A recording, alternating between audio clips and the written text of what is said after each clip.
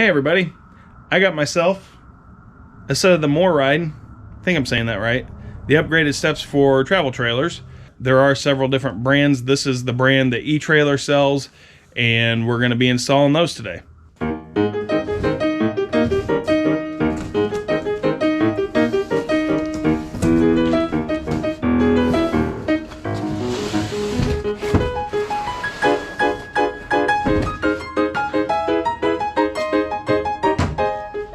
Okay, there really doesn't appear to be much to it. It was the steps already assembled, the feet that I assume we're going to slide in there, and the installation instructions. So we'll look through that real quick, see what we got to do.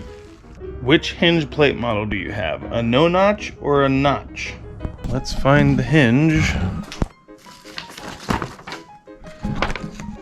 I'm going to call that a notch. Hinge number 2. Hinge 2 installation. Remove the step transition strip between the threshold of the existing door and the floor. Oh, it also says you gotta have a yellow drill. We're in luck.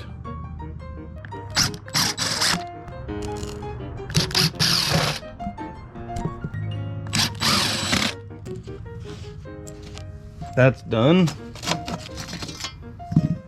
Let's go see what step 2 is. Step 2. With the step above in the downward position, center it in the door opening. Adjust the steps until the hinge plate is centered and flush against the threshold. Okay. It didn't say anything about the door actuator. I guess that's the next thing to do. Luckily, one's a Phillips and 2 are square head. Step 1. Put the steps back somewhere else so you can get through. I guess I'll run the Phillips out first. Ow! Skin knuckles.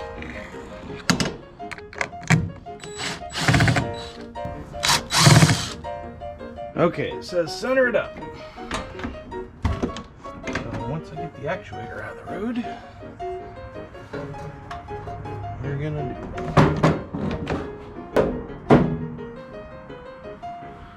do. You could get a tape measure out, but I'm gonna eyeball this one. Okay, I'm gonna put a couple of these yellow blocks underneath the feet to get this a little more square going into the entry here. So we're gonna flip these hinges under.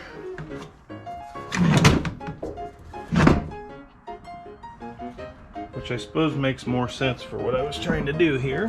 Make sure we're still centered in the frame. Make sure we're square in the doorway.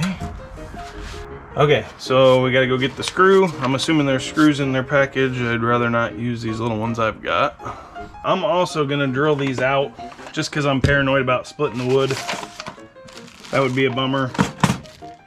I would think it'd be far enough back, it wouldn't really be a concern, so I'm sure I'm just overthinking it, but it only takes a second, and then you can be sure that you're not gonna have any issues. I'm just gonna use an 1/8 inch bit. And it did say put them both in. Yep, top notch of each corner, so we'll do that.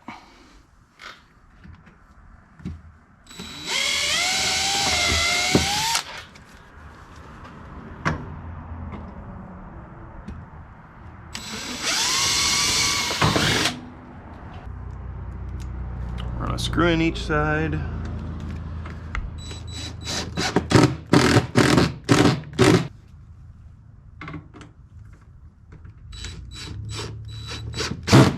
Oh yeah.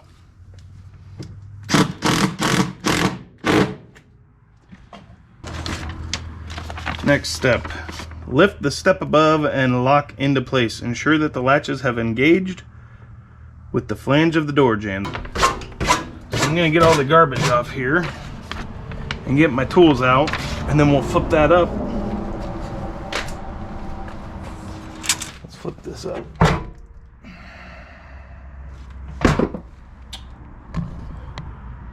Well, that's a bummer. I've built a ship in the basement.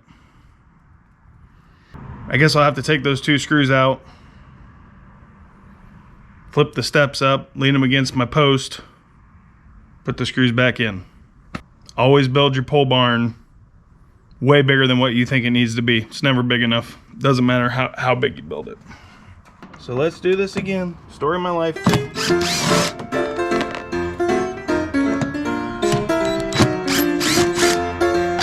I gotta think through this.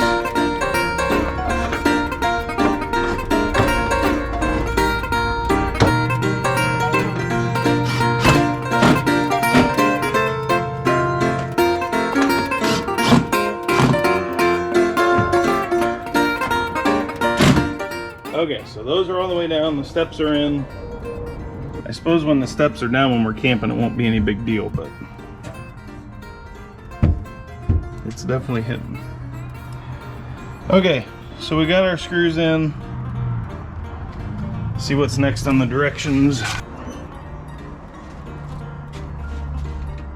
And that's as far as I can go.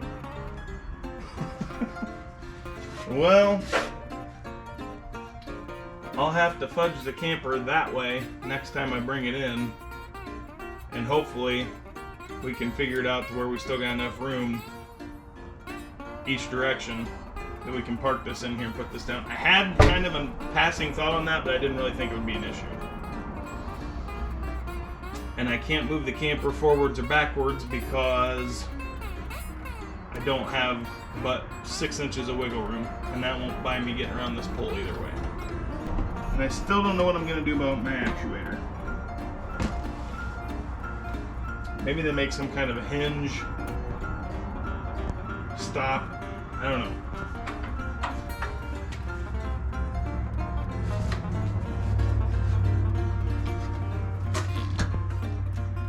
Oh, rubbing on the chair. Okay, I found on Amazon, it's called a Lippert RV door friction hinge kit. It's for a 5th wheel, but some of the reviews say people used them on a JayFlight, and that's what I've got here. Hinges look the same, so I'm gonna hope that they are. Maybe, I don't know if we gotta replace all of them or just enough to give it the resistance that we want. So I'll order those in. We'll do that as part of this install. So when those get here, we'll finish up the install. Okay, here we are a couple days later. Got my delivery. These are called Lippert Friction Hinges. Let's go try it out. Okay, so the first thing we gotta do is mark the center between the top hinge and the center hinge.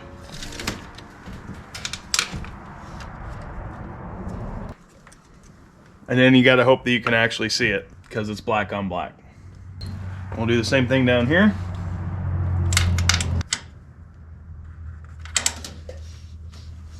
Okay, we gotta take one of these. So basically everything with 1 hole is what's going on the jamb. Everything with 3 holes is what's going on your door. Pre-drill with 11/64. All right, let's see if I can find an 11/64 bit. I got one. So I took the hinge and I marked here in the center between the 2 existing door hinges where I'm gonna need to drill. And I've marked on the hinge holes where I need to pre-drill. So we're gonna pre-drill these and see how this goes.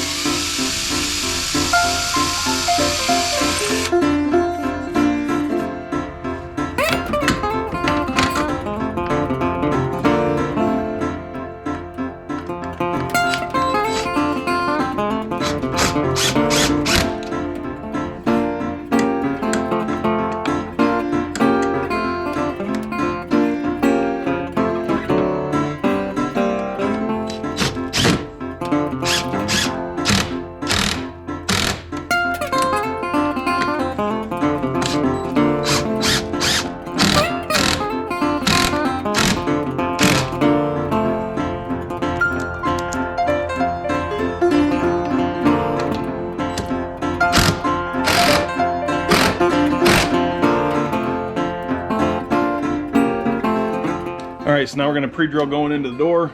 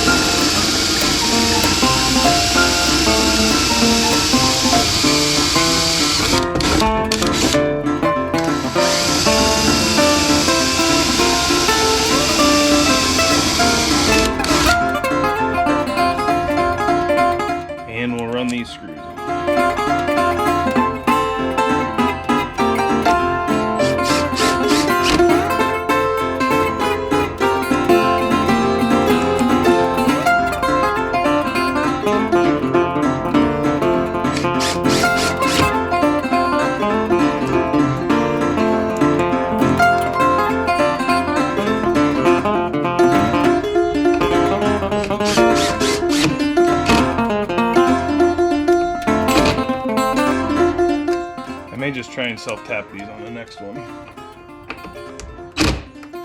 Just so I got a comparison.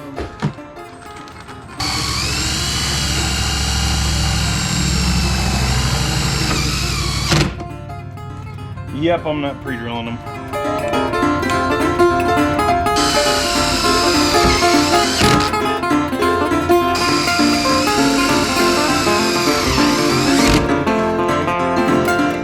Let's try that. There's definitely friction there now.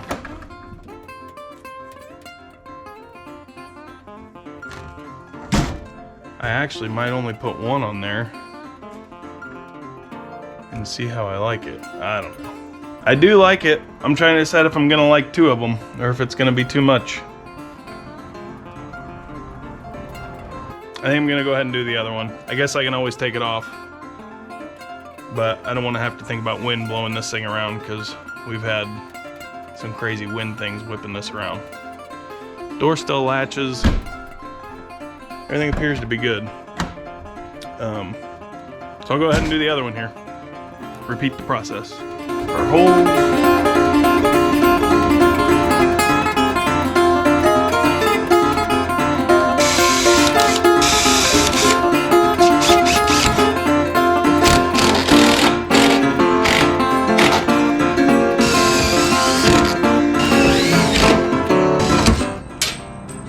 I'll be a monkey's uncle.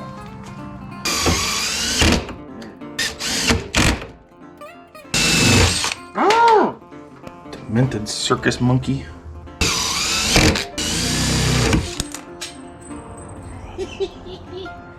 I'm getting mad. I'm getting mad. You see, I could just take 5 seconds and poke a hole, but I'm being stubborn, I guess. Whatever is there is thick. It's almost as thick as my stubbornness. Alright, we should be good. Let's see how she closes.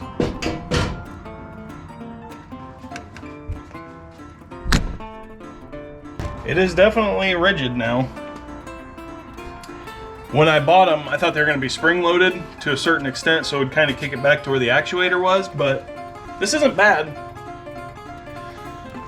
It'll pretty much stay where you put it, I would guess, till 10-15 mile an hour winds, so it's better than nothing. I guess that's the compromise. I didn't want to have to compromise, but I had to. So the actuator's gone, the new hinges are on. I got to get back and figure out where I was putting these steps in. I think all I got to do is put some screws in, so let's do that part now. What do you suppose all the extra screws are for? Yeah, I'm sure they just give you those for extra. These old steps sure come in handy. Raise it into the lock position, secure the hinge plate with the 6 remaining screws. Okay, so I gotta put 6 more screws in. Hardest part of that's gonna be remembering where I put the screws. I remember I said I need to put these somewhere where I'm not gonna forget where I put them. There they are, I put them on the hitch. Has nothing to do with what I was working on. Someday I'll learn. Someday I will learn. Let's put screws in.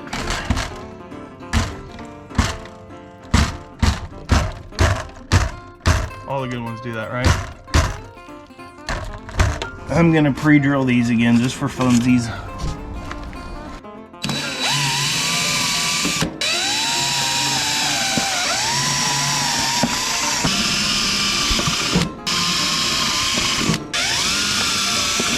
You ever know that you opened a bag before but you can't find the hole that you pulled the screw out of? Screw it.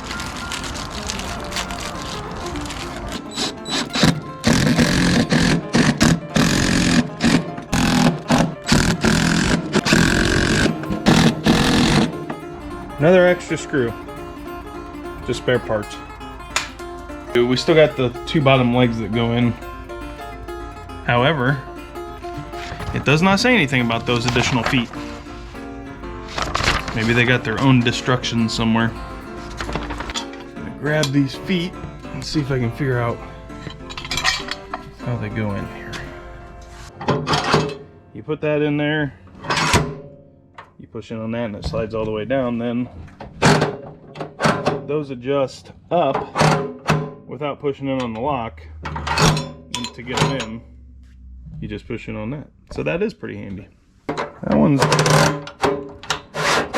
not quite as awesome as the other side, but it'll work. It all folds up. The door closes. Those hinges work really good holding it in place.